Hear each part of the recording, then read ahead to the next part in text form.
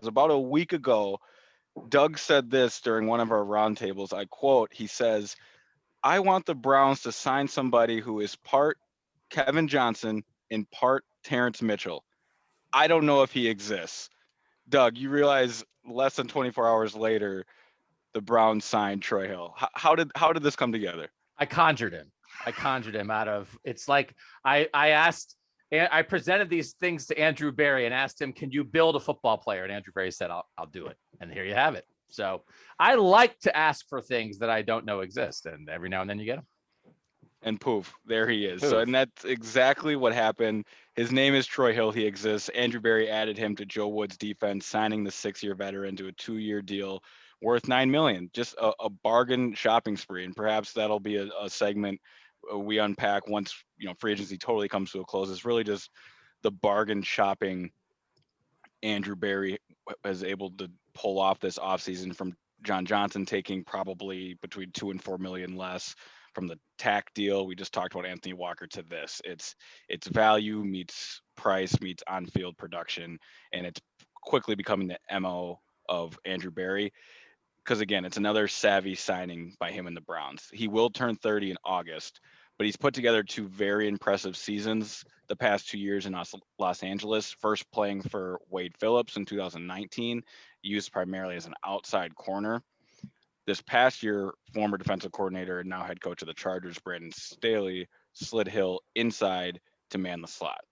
Now, Scott, you did highlight Hill's inconsistent tackling a year ago in your three things to know, and you were right. The numbers don't lie. I'm confident he can change that based exactly on what Staley saw: his small area quickness, his physicality, and his ability to really get under blockers. I mean, we're talking 5'10", 180 here, right? There's only so many ways he can attack ball carriers, and it's that combination of quickness and leverage that he just naturally has. But I think it's important to keep in mind a theme that we keep arriving to with these defensive signings, right? The Browns continue to ask players who have either done something in a limited capacity or quite frankly not at all, and plugging them in to a role to see if whether they sink or swim, right? He's here to cover, Right. and you know that's what cornerbacks are supposed to do. Yeah, they have a role to play in the run against the run and just tackling in general. But if you're not letting your guy catch the ball, if you're in good position, you're doing the things you're supposed to do, the tackling kind of takes care of itself. And even like we talked about missed tackles before with Walker, and I think when we think of missed tackles, we think of like Andrew Sandejo shooting through and just totally not hitting anything, or Nick Chubb juking somebody where they don't even touch him. That's a missed tackle. That's an avoided tackle too, I guess. But hitting somebody, knocking them off stride, and slowing them up, even though you didn't get the tackle, that still matters. All right, Ellis. So inside, we're starting inside with Troy Hill with your breakdown. Yes, we are. Yep. So this is our first rep here is going to be Troy Hill in the slot. It comes in week 13 of the 2020 season, fourth quarter, 4 minute, 42 seconds left to play. It's a 3rd and 9 situation. The Rams are up a score here. So Arizona is looking to move the sticks.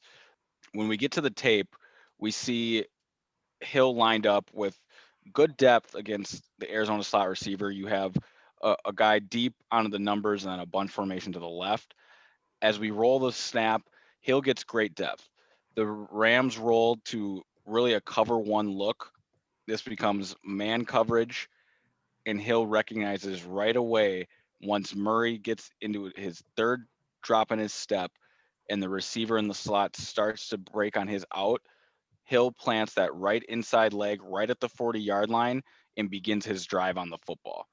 What I love about this rep is it is where film recognition meets player skill.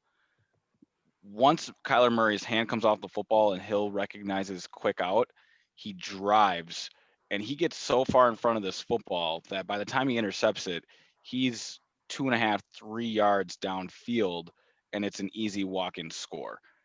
Again, his quickness is on full display, but I also respect the guts to jump this route because yes, he does have one deep safety help, but But if this is a wheel route, if this is a route going deep down the sideline, this could have been a big play for Arizona, setting them up for a tie or a 2-point conversion. Instead, again, Hill puts his foot in the ground, makes a distinct decision, and ends a football game.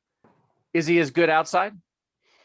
Yep. So when I turned on his tape for outside reps, I realized I needed to go to 2019 because when their 2020 system, he manned the middle of the field so often, and I think it's going to be so intriguing to watch how John Johnson and Troy Hill are used inside with this team, because it is a lot of the pillar and inside infrastructure of what this Rams defense was. So the Rams are facing a 1st and 10 from midfield with Russell Wilson in shotgun and a running back to his right, meaning Hill must be ready for everything. This could be run, this could be quick game, this could be double move deep. They're trying me for 6. And the latter is exactly what they do. He's lined up top right versus DK Metcalf. Los Angeles is in a cover 3 shell with Hill having deep third responsibilities. At the snap, the Seahawks run an exchange route to confuse Hill. Lockett, the number 2 receiver in the bunch, pushes over the top of Metcalf as Metcalf slides under, and Lockett fights vertically upfield. Then, 15 yards downfield, Lockett hits Hill with a little stutter move, trying to freeze the defensive back.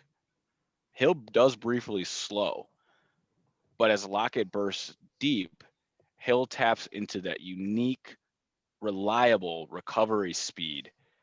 And as the ball's in the air, he then shows off his athleticism, leaping for it and going up for what turns out to be a 2-handed swat. I'm sure he would have loved to come down with the interception, but to fully extend his 5'10" frame and eliminate this play, to me, it popped. I thought it was special. Sure, he should have picked it off, but it's an impressive rep that he wins. And really, whether playing inside or out, Hill brings a rare combination of speed, intelligence, and playmaking for what, as of right now on paper, is your number 3 corner spot.